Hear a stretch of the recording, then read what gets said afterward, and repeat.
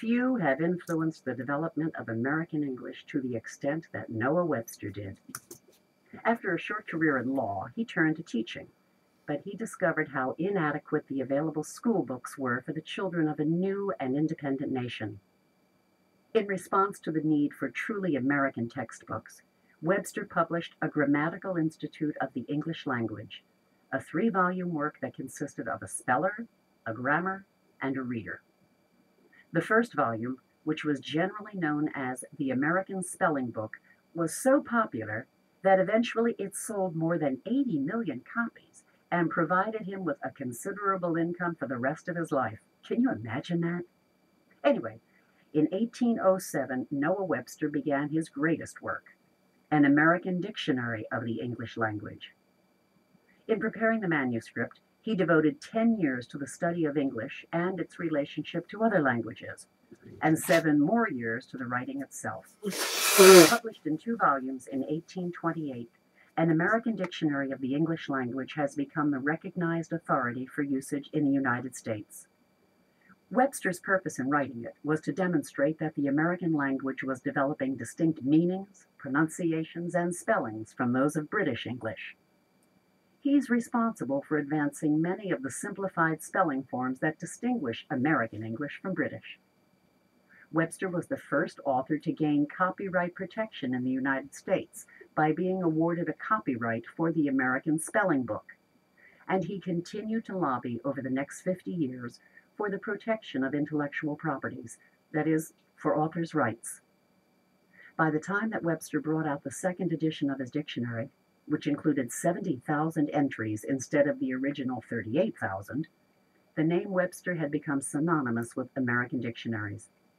It was this second edition that served as the basis for the many revisions that have been produced by others, ironically, under the uncopyrighted Webster name. Few have influenced the development of American English to the extent that Noah Webster did. The question has often been posed, why were the Wright brothers able to succeed in an effort at which so many others had failed? Well, many explanations have been mentioned, but 3 reasons are most often cited, and I tend to agree with them. First, the Wright brothers were a team. Both men worked congenially and cooperatively, read the same books, located and shared information, talked incessantly about the possibility of manned flight, and served as constant sources of inspiration and encouragement to each other. So, to put it quite simply, 2 geniuses are better than 1 genius. Second, both the brothers were glider pilots, so unlike some other engineers who experimented with the theories of flight, Orville and Wilbur Wright experienced the practical aspects of aerodynamics by building and flying gliders. And this may surprise you, they even flew in kites. Now, each craft they built was slightly superior to the last because they incorporated the knowledge that they had gained from previous failures to adjust the next design. They had realized fairly early on from their experiments that the most serious challenge in manned flight would be stabilizing and maneuvering the aircraft once it was airborne. So, while others concentrated their efforts on the problem of achieving lift for takeoff, the Wright brothers were focusing on developing a 3-axis control for guiding their aircraft. By the time that the brothers started to build an airplane, they were already among the world's best glider pilots, and they knew about the problems of riding the air firsthand. In addition, the Wright brothers had designed more effective wings for their airplane than anyone else had been able to engineer. Using a wind tunnel, they tested more than 200 different wing designs, recording the effects of slight variations in shape on the pressure of air on the wings. The data from these experiments allowed the Wright brothers to construct a superior wing for their aircraft. But, in spite of these advantages, the Wright brothers still might not have succeeded if they hadn't been born at precisely the right time in history. Attempts to achieve manned flight in the early 19th century were doomed because the steam engines that powered the aircrafts were just too heavy in proportion to the power that they produced. But by the end of the 19th century, when the brothers were experimenting with engineering options, a relatively light internal combustion engine had already been invented, and they were able to bring the ratio of weight to power within acceptable limits for flight.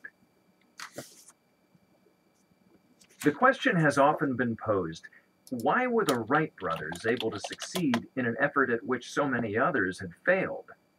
Well, many explanations have been mentioned, but three reasons are most often cited, and I tend to agree with them. First, the Wright brothers were a team. Both men worked congenially and cooperatively, read the same books, located and shared information, talked incessantly about the possibility of manned flight, and served as constant sources of inspiration and encouragement to each other. So, to put it quite simply, two geniuses are better than one genius. Second, both the brothers were glider pilots. So, unlike some other engineers who experimented with the theories of flight, Orville and Wilbur. The protozoans, minute aquatic creatures, each of which consists of a single cell of protoplasm, constitute a classification of the most primitive forms of animal life. The very name protozoan indicates the scientific understanding of the animals. Proto means first or primitive, and zoa refers to the animal. They are fantastically diverse, but three major groups may be identified on the basis of their motility. The Mastigophora have one or more long tails that they use to propel themselves forward. The Ciliata, which use the same basic means for locomotion as the Mastigophora, have a larger number of short tails. The Sarcodina, which include amoebae, float or row themselves about on their crusted bodies.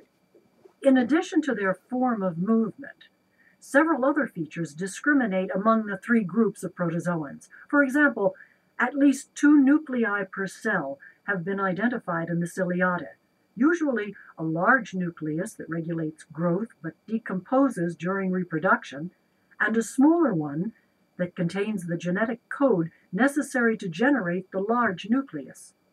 So, all of this seems very straightforward to this point, but now we're going to complicate the picture. Chlorophyll, which is the green substance in plants, is also found in the bodies of some protozoans, enabling them to make at least some of their own food from water and carbon dioxide. Sounds like photosynthesis, doesn't it? But protozoans are animals, right? And plants are the life forms that use photosynthesis. Okay, well, protozoans are not considered plants because, unlike pigmented plants to which some protozoans are otherwise almost identical, they don't live on simple organic compounds. Their cells demonstrate all of the major characteristics of the cells of higher animals, such as eating, breathing, and reproducing. Now, many species of protozoans collect into colonies, physically connected to one another, and responding uniformly to outside stimuli. Current research into this phenomenon, along with investigations carried out with advanced microscopes, may necessitate a redefinition of what constitutes protozoans, even calling into question the basic premise that they have only one cell. Nevertheless, with the current data available, almost 40,000 species of protozoans have been identified. No doubt as technology improves methods of observation, better models of classification of these simple single cells will be proposed. The protozoans, minute aquatic creatures, each of which